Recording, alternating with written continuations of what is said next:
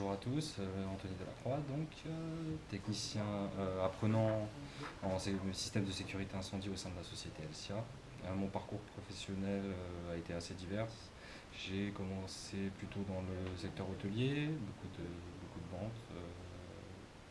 Ensuite à la SNCF en tant qu'agent commercial, agent de garde. Je disais qu'à la suite d'une période d'inactivité de chômage, j'ai été approché par le Pôle emploi pour pouvoir suivre cette formation technicien de sécurité incendie au sein de la société FCA. Donc au début de cette formation TSSI, j'ai suivi une POE qui m'a permis d'apprendre beaucoup de bases normatives sur le métier de l'incendie pendant 2 mois et demi et qui m'a permis de me mettre à niveau pour pouvoir attaquer la formation un peu préparée. Donc au début de mon intégration au sein de la société, je tourne tout le temps sur site avec un technicien.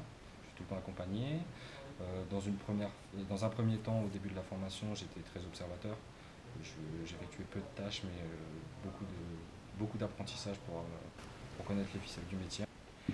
Bonjour, je me présente, Stéphane Bonchois, donc responsable maintenance au sein de l'entreprise Elsia, anciennement société Astem, anciennement société RE. Du fait du rapprochement de ces deux sociétés, on a créé une société Elsia avec une nouvelle identité commerciale de façon à pérenniser la fidélité de nos clients anciennement Astem et anciennement RE. Mon parcours professionnel se répartit sur une vingtaine d'années maintenant. Là, j'avance. J'ai commencé mon parcours en tant qu'électricien bâtiment en sortie de CAP électrotechnique option 2. Je disais que j'avais commencé le parcours en détection incendie, il n'y avait pas de normalisation. Donc on a formalisé au sein de Berger Delporte la mise en place de l'APMIS à l'époque, qui maintenant s'appelle l'APSAD. Donc on a passé toutes les épreuves au CNPP pour être reconnu installateur et mainteneur qualifié. Et le premier responsable technique APMIS, c'est moi, en 1985, épreuve A plus B plus C. Donc après, j'ai continué à suivre tout ce parcours et cette évolution normative, et jusqu'à aujourd'hui, malgré les différents parcours, au sein de plusieurs sociétés, en l'occurrence un constructeur renommé qui s'appelle DEF. Concernant les avantages et les contraintes du métier, elles sont implicitement liées, ça veut dire que les avantages et les contraintes sont les mêmes. Elles sont les mêmes pourquoi? Parce qu'on est dans un domaine d'abord technique, juridique, pénal, et surtout commercial. Les premiers représentants commerciaux de l'entreprise, ce sont nos techniciens. Donc il faut évidemment avoir un panel de compétences, et quand je dis avantages et inconvénients, ce sont les mêmes, c'est parce que forcément dans toutes les individualités ou les personnalités qu'on peut rencontrer, il y a forcément un de ces points-là pour lequel notre collaborateur est plus ou moins en faiblesse ou pas. Donc nous c'est pour ça que je le dis, je le qualifie en avantage et en contrainte, parce que nous, notre rôle au quotidien en tant que manager, c'est de détecter ses qualités ou ces défauts, entre guillemets, ce ne sont pas des défauts. On ne les corrigera pas, ces défauts, mais tout du moins, on peut apporter notre expérience. Donc pourquoi prendre des jeunes en formation? Alors la réponse, ça va être très limpide, c'est que j'ai été contacté par la FORP pour aller visiter les locaux.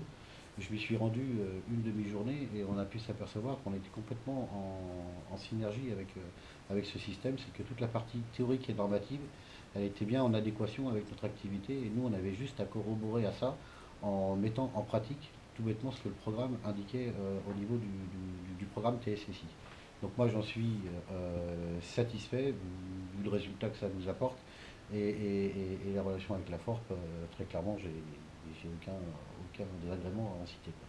Qu'est-ce que vous Je te laisse là. Pour ma part, pourquoi avoir choisi cette formation? Parce que c'est une formation diplômante qui m'apporte des compétences techniques en lien avec ma formation scolaire précédente, que je pourrais développer au sein de la société, avoir un vrai bagage que je n'avais pas pour l'instant, pouvoir intégrer un secteur d'activité aussi dans lequel je sais où il y a du travail, il y a beaucoup de possibilités, donc sûrement des possibilités d'évolution et de pouvoir parfaire mon parcours professionnel qui était un peu chancelant jusqu'à présent.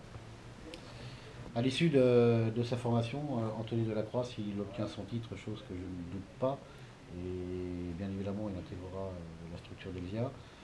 Je pense que d'ici les 2 années qui vont suivre, il va performer et devenir autonome. Et à l'issue de ça, bien évidemment, lors de nos entretiens de fin d'année, on le recevra et puis on suivra son évolution. Il y a tout un panel d'évolution qui peut s'offrir à lui, que ce soit dans la partie commerciale, la partie technico-commerciale, la partie chargée d'affaires, la partie suffrage, voire la responsabilité d'impôt. Voilà, je vous souhaite bon courage et puis bonne réussite.